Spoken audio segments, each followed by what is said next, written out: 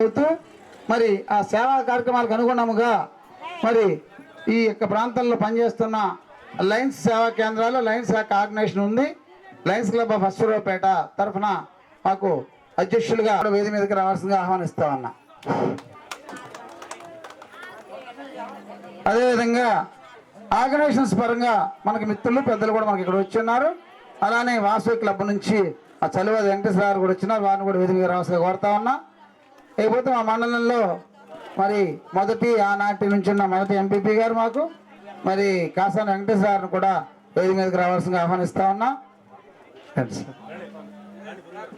అలానే మా యొక్క వీకేడీ కాలేజ్ మాకు దమ్మపేట నుంచి వచ్చినారు మిత్రులు. మాకు అన్ని విషయాల్లో సహాయ సహకారాలు అందించే వ్యక్తి మరి లయన్స్ సేవా కార్యక్రమంలో లైన్ మెంబర్ గాను మరి రైతు వ్యవహారాల్లో కూడా ఎలవేళ మాకు సపోర్ట్గా ఉంటున్నట్టు అంకిత ఉమామహేశ్వర గారు వారిని కూడా రావాల్సిందిగా కోరుతా ఉన్నా. వేదిక మీదకి ప్రసాద్ గారు మన మిత్రులు వచ్చిన్నారు. ప్రారంభించుకుందాం అమ్మ. మీరు రావకుండా మాది కరెంటు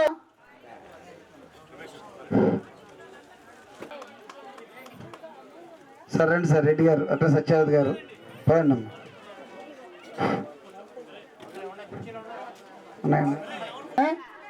ముందుగా ఈ కార్యక్రమం ప్రారంభించుకుందాం.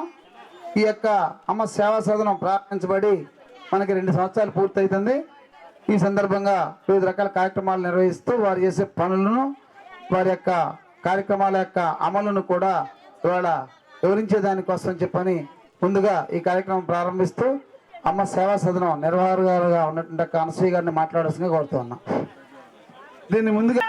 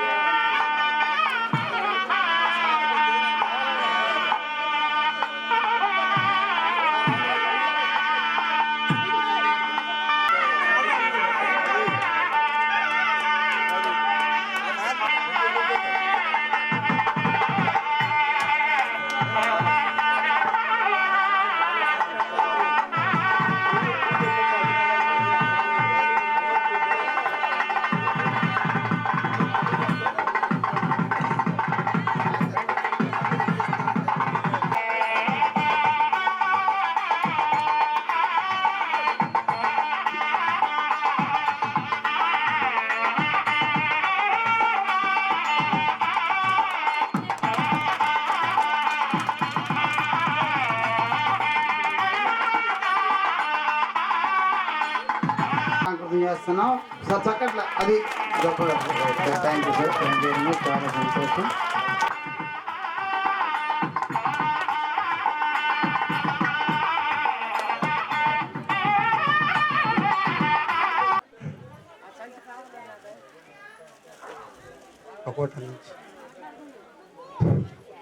ఒకసారి అందరూ చప్పట్లతో వారిని మనం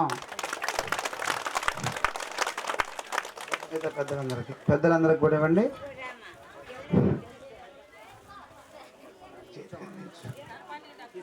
సార్ కూర్చుంటారా? Okay sir.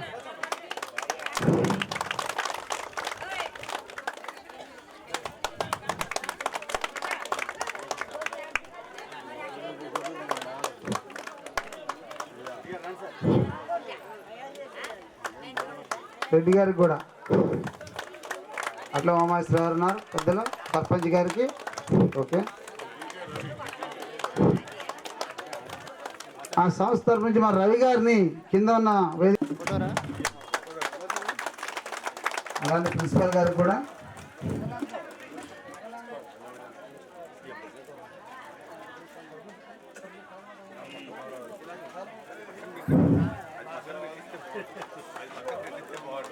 సంతోషం.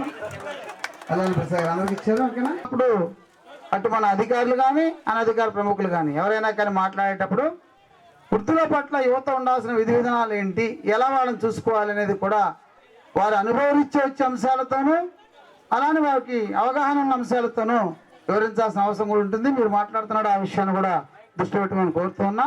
అదే సందర్భంలో ఈ యొక్క సంస్థ యొక్క కార్యకలాపాలని వివరిస్తూ మాట్లాడవలసిందిగా ముందుగా ఈ యొక్క సంస్థ నిర్వాహకులైన అనసూయ గారిని కోరుతా ఉన్నా. చాలా సుదినం. ఎందుకంటే ఇక్కడ ఇవాళకి మేము ఈ ఆశ్రమాన్ని స్థాపించి 2 సంవత్సరాలు పూర్తయిపోయింది. ఆ సందర్భంగా యువతకి అందరికీ అవగాహన కలిగించాలి, వృద్ధులను సరిగా చూడకుండా ఆశ్రమాలు పాలు చేస్తున్నారనే ఉద్దేశంతో ఈ కార్యక్రమాన్ని ఏర్పాటు చేయడం జరిగినది. ఈ కార్యక్రమానికి విచ్చేసినటువంటి మీరు లయన్స్ ఇది వికలాంగుల వృద్ధుల డైరెక్టరు ఏడి గారు మన మున్నయ్య గారికి, మరియు లయన్స్ క్లబ్ ప్రెసిడెంట్ గారు వీరభద్రరావు గారికి, వెంకటేశ్వరరావు గారికి, మరియు ఇంకా పెద్దలకి, వేదిక మీద ఉన్నటువంటి పెద్దలకి, కింద ఉన్నటువంటి పెద్దలకి, ఇక్కడికి వచ్చినటువంటి ప్రజలందరికీ నా హృదయపూర్వక నమస్కారాలు తెలియజేస్తున్నాను. ఈరోజు ఇవాళకి 2 సంవత్సరాలు పూర్తయింది.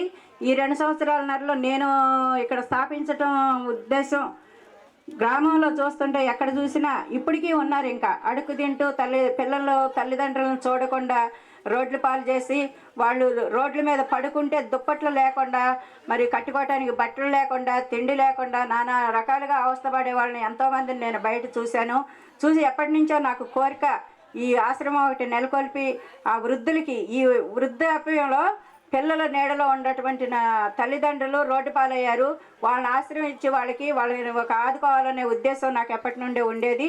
అయితే చాలా కాలం తర్వాత ఆ కోరిక నెరవేర్చుకోవడానికి నాకు అవకాశం దొరికింది. అందుకే 2 సంవత్సరాల నాడు కొంతమందిని చేరదీసి ఇక్కడ ఈ బిల్డింగ్ అద్దెకు తీసుకొని పెట్టడం జరిగింది.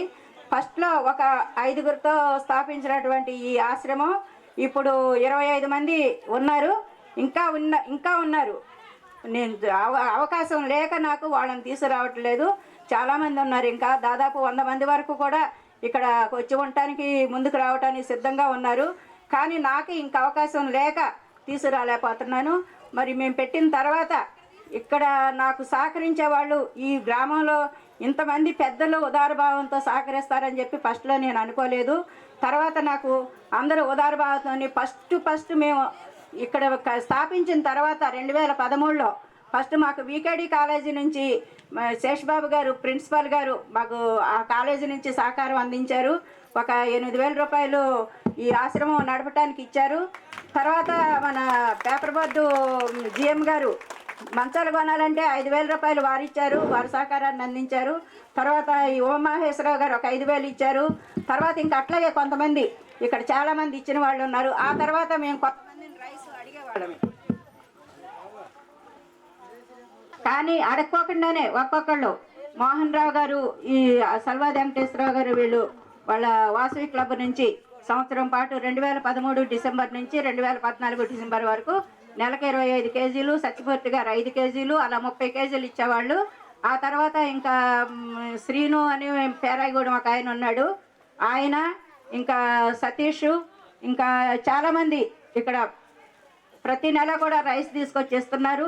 రైస్ వల్ల అయితే ఇబ్బంది ఏమీ లేదు, మాకు సరిపోతున్నాయి చక్కగా. ఇప్పుడు 2 సంవత్సరాలు 3 సంవత్సరాలు నేను 2 సంవత్సరాలు అయింది. 2 సంవత్సరాల నుంచి కూడా వికేడి కాలేజీ నుంచి నాకు పూర్తి సహకారం అందుతుంది.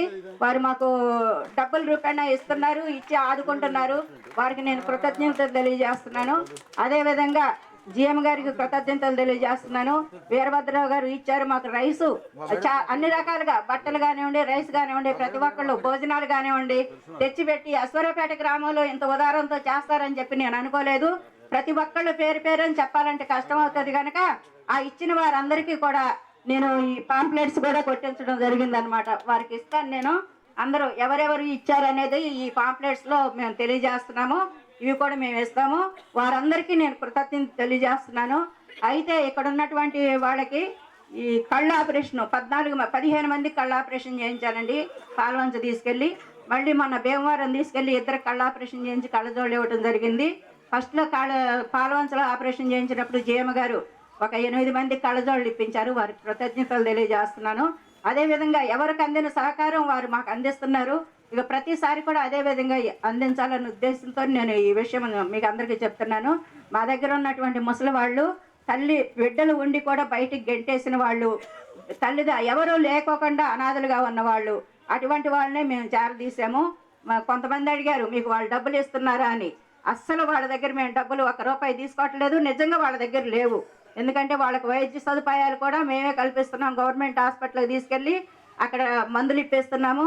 ఇంకా సీరియస్గా ఏదన్నా ఉంటే ప్రైవేట్ హాస్పిటల్లో చూపించి వాళ్ళకి మందులు అవి నేనే కొనిస్తున్నాను. మేమే చూస్తున్నాం తప్ప వాళ్ళ దగ్గర ₹1 తీసుకోవట్లేదండి. ఇంకా ఈ కార్యక్రమంలో చాలామంది మాట్లాడవలసిన పెద్దలు ఉన్నారు కనుక నేను నా వైపు నుంచి నా అనాథ శరణాలయాన్ని ఏ విధంగా స్థాపించాను, వాళ్ళని ఏ విధంగా చూసుకుంటున్నా అనేది విషయం సింపుల్గా చెప్పానండి. తర్వాత పెద్దలను మాట్లాడవలసిందిగా కోరుతున్నాను. Thank you very much. ఇది నడుస్తూ ఉన్నది.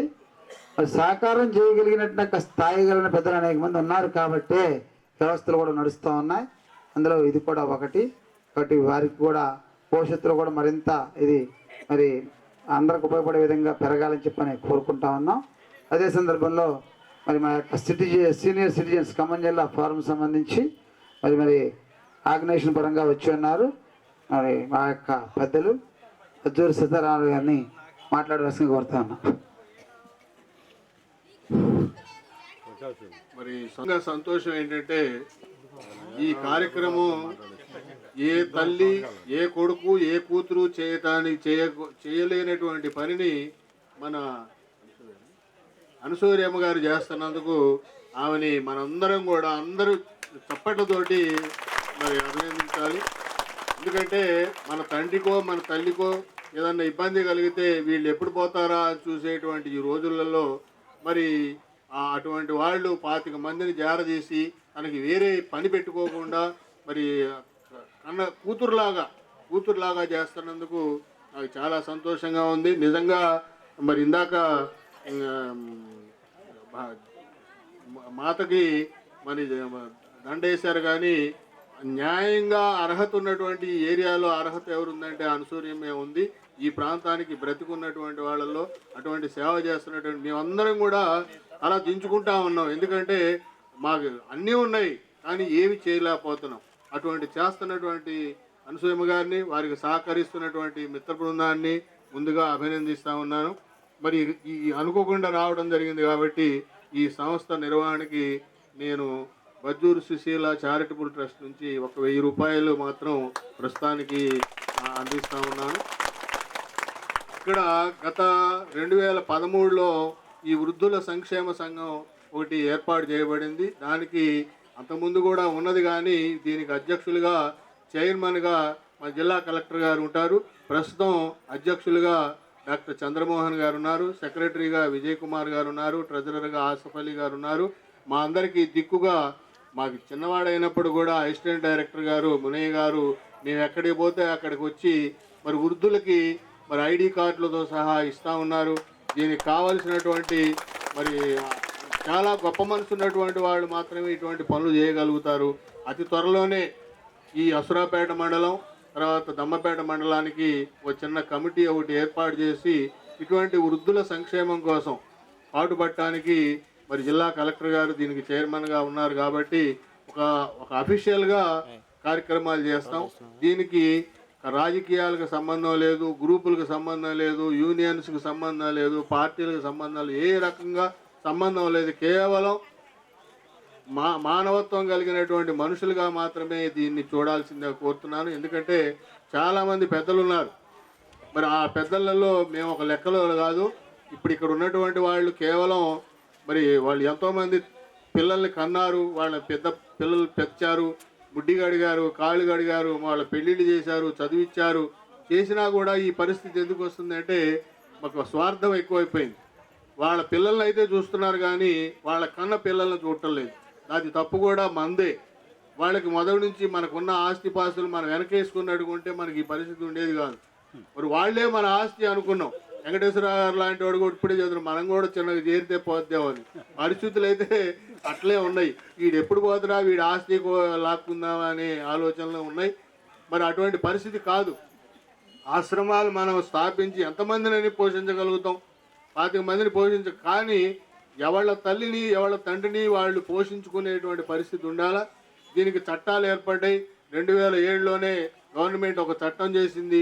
ఎవరైనా తల్లిదండ్రులు చూడకపోతే వాళ్ళు కానీ కొడుకు మీద కానీ కోడల మీద కానీ వీళ్ళ మీద కేసు పెడితే కేసు వెంటనే అరెస్ట్ చేసేటువంటి పరిస్థితి ఉంది. వాళ్ళ రక్షణ చేయాల్సినటువంటి వాళ్ళకున్న దాంట్లో కలోగంజో పెట్టాల్సినటువంటి బాధ్యత ఉంది. ఇంతకుముందు అంటే పెద్దలు ఉండేవాళ్ళు గ్రామానికి, అరే మా కొడుకు చూడటం లేదంటే వాడిని పెద్దవాళ్ళు పిలిచి మందలిచ్చేవాడు. ఇవాళ పెద్దవాళ్ళు అనేది గౌరవం లేకుండా పోయింది. పెద్ద లేదు చిన్న లేదు. పెద్దవాడు చూస్తుంటే మేమైతే మా రోజుల్లో అయితే భయపడి పక్కకు పోయేవాళ్ళం. ఇప్పుడు వీడెక్కడ దొరికిండ్రా అని వాడిని అసలు పట్టించుకునే పరిస్థితి లేదు. కాబట్టి మనందరం కూడా బళ్ళల్లో కూడా టీచర్లు కానీ పెద్దవాళ్ళు కానీ ఎక్కడ అవకాశం ఉంటే అక్కడ వాళ్ళని మంచిగా చూసుకోండి అని చెప్పాలా, వాళ్ళని చూసుకోవాలా.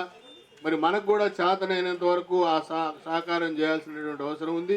లయన్స్ క్లబ్ ద్వారా, వాసవి క్లబ్ ద్వారా మనం ఎన్నో సేవలు చేస్తున్నాం. కానీ మేమైతే సత్తుపల్లిలో ఈ వృద్ధాశ్రమం చేయాలని చూసాం కానీ చేయలేకపోయాం. అనాథ బాలికలు మాత్రం 15 మందితోటి కార్యక్రమం చేస్తూ ఉన్నాం. దానికి కూడా ఎట్లా అంటే ఉదయం టిఫిను, మధ్యాహ్నం భోజనం, రాత్రి భోజనం, సాయంత్రం టిఫిన్, చాయ్ ఇచ్చేటువంటి పరిస్థితి ఉంది. అది ఎవరైనా 750 రూపాయలు ఇస్తే అది ఆ రోజు కార్యక్రమం, ఆ రోజు వారి పేరు రాయటం జరుగుతుంది. అట్లే ఈ ఏరియాలో ఉన్నటువంటి లయన్స్ క్లబ్ మిత్రులు కానివ్వండి, వాసవి క్లబ్ కానీ రోజుకు ఒకళ్ళు ఇక్కడ రోజుకి ఎంత ఖర్చుగా అవుతుందో లెక్కేసి ఒక రోజు ఒకళ్ళు భోజనం పెడితే, మా దగ్గర ఏంటంటే పుట్టినరోజు చేయాలంటే ఇళ్లలో చేయట్లా, మరి పెళ్లి రోజు చేయాలంటే ఇళ్లలో చేయలేము. మేము ఆశ్రమానికి వెళ్ళి ఆ పిల్లల మధ్యలో చేస్తాం. ఈ మధ్య మా మిత్రుడు ఆయన పెళ్లి చేసుకొని 50 సంవత్సరాలు అయితే అక్కడే పిల్లల్ని పిలిచి అక్కడ వాళ్ళందరికీ